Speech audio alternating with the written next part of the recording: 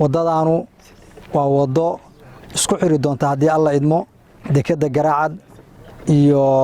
ilaa iyo gobolka Sool isku xiri doonta dhinacan kalena waxay isku xiri doontaa dekada Garaacad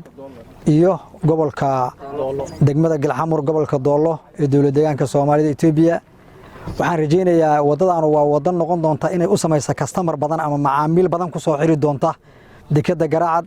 sida daraadeed ahmiyad gaar ah ay u leedahay degmada Jariiban iyo dekada Garaacad labadaba rakadow horseeday oy ducaysay rakadow horseeday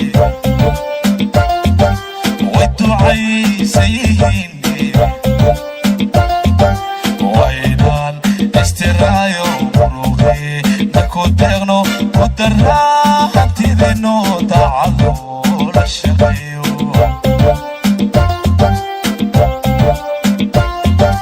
ركضو غورسيدي ويدو عيسيه ركضو غورسيدي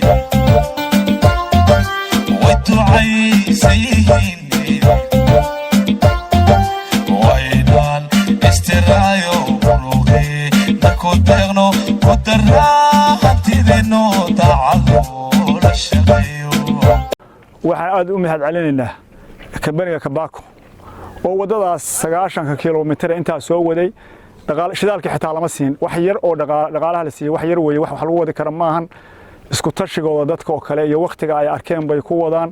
iyagana waxaan ka codsanaynaa inta dhiman dhaqaalahooda ha ku bixiyeen iyo waxooda hoose ugu bixinayeen ha dhameystireen baanu leenahay waxaan dadka ugu baaqaynaa meel kasta oo joogo hadduu dawladda yahay iyo hadduu shacab yahay iyo hadduu ganacsato yahay cid walba waxaan ugu baaqaynaa wadada in laga qayb qaato waa sadaqa jaariya waa horumar waa adduun iyo aakhiraba waa anfacaysaa dadka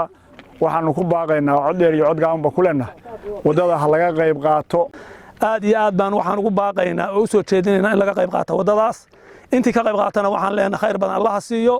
inta dambe ka qayb qaadan doontana Allah barakeeyo waxaan si gaar ah ugu mahad celinaynaa kambaniga Kabaako oo wadadaas ku wada isku tashiga dadka shacabka iyo maamulka iyo degmooyinku isku tashiga lagu sameeyay kambanigaas oo si hawl karnimo ah isagoo dhaqaalihii lagu leeshiiyay wali wax badan u dhimayeen ama aan qaadan ba wadana aad baan ugu mahad celinaynaa كمان waxaan leenahay Allah barakeeyo dhaqaalihiisa iyo magaciisa iyo sumcadiisa kor Allah ka yeelo insha Allah shaqada ha dhameystireen waan u mahad celinaynaa cid allaale cidii ka qayb qaadatay oo u mudan tahay shirkadda Kabaako oo runtii ku fulinaysay ayadoo kharash aan la siin ku fulinaysay oo iska baysa ayadu waan u mahad celinaynaa dhammaan dadkii ka qayb qaatayna waan u mahad celinaynaa dadkii xafladii yabooha ee furitaanka halkan lagu qabtay Buurtile oo ku yaboohay dhaqaalaha oo ay kamid ahaayeen sanataradu kamid ahaayeen agaasimayaasha wasiirada raggiina soo gaarsiiyay yaboohoodii oo ugu horeeyay Cali Xaaji Warsame agaasime Cismaan iyo sanatar Cabdiqani ugaas Cabdiqani iyo intii kale soo gaarsiisay waan u mahad celinaynaa waxaan leenahay jazaakumullahu khayral jazaa intii kale oo yabooha intay yaboohday aan welina soo gaarsiina waxaan leenahay wadadii waxay maraysaa 70 kiiloomitir waxa u dhiman waa 18 kiiloomitir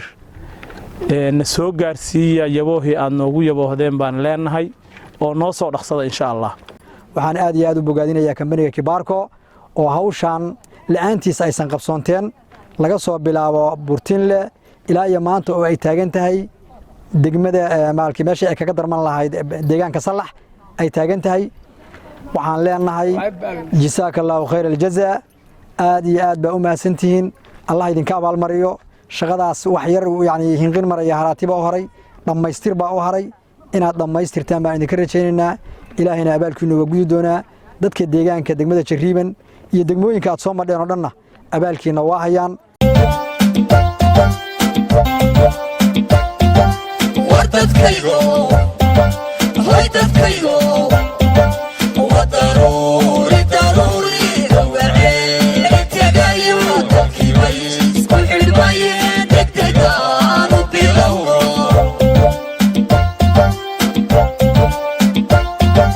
wadadkaygo wadadkaygo wadanu